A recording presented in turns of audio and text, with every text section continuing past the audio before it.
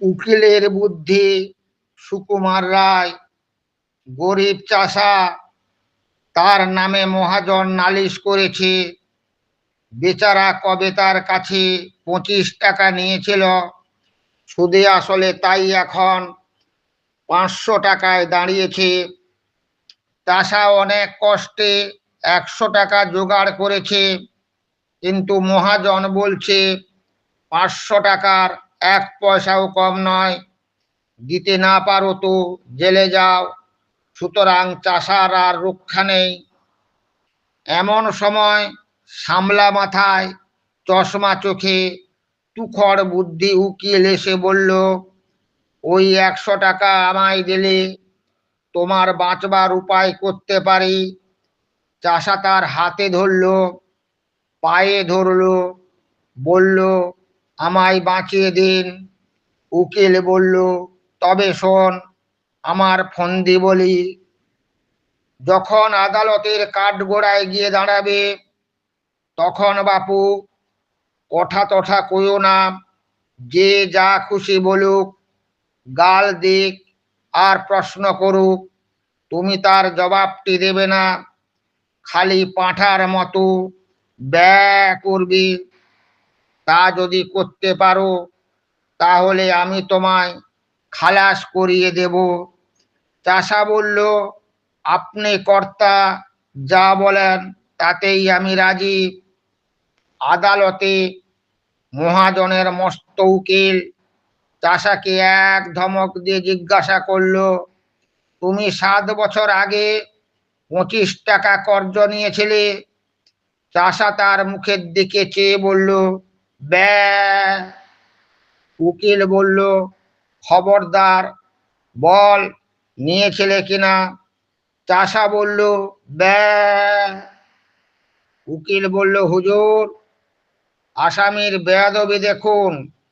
হাকিম রেগে বললেন, ফের যদি অমনি করিস, তোকে আমি ফাটক দেব। চাষা অত্যন্ত ভয় পেয়ে কাঁদো কাঁদো হয়ে বলল, ব্যা।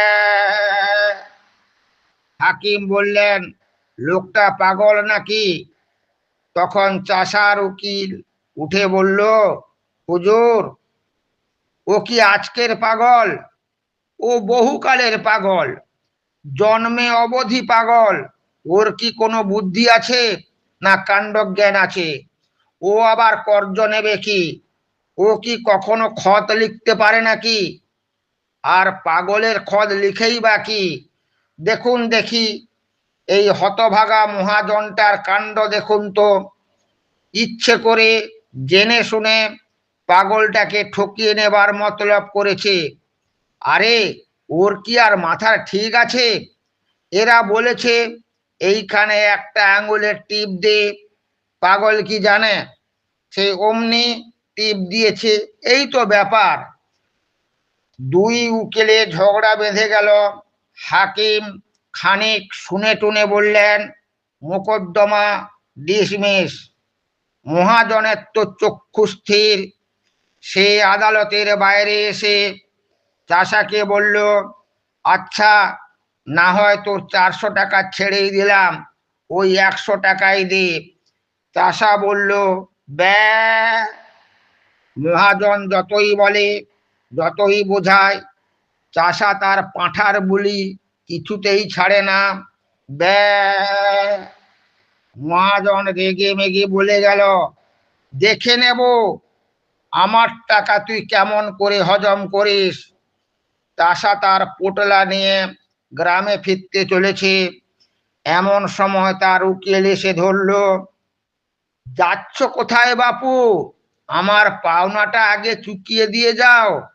100 টাকায় যে রফা হয়েছিল, এখন মোকদ্দমা তো জিতিয়ে দিলাম।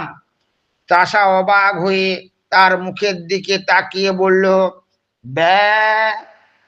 উকিল বলল, বাপু হে, ওসব চালাকি খাটবে না, টাকাটি এখন বের করো। চাষা বোকার মতন মুখ করে আবার বলল, ব্যা। উকিল তাকে নরম গরম অনেক কথাই শোনালো, কিন্তু চাষার মুখে কেবলই ওই একই জবাব, ব্যা এখন উকিল বলল, হতভাগা, গোমুখ্য, পাড়া গে ভূত, তোর পেটে এত শয়তানি কে জানে?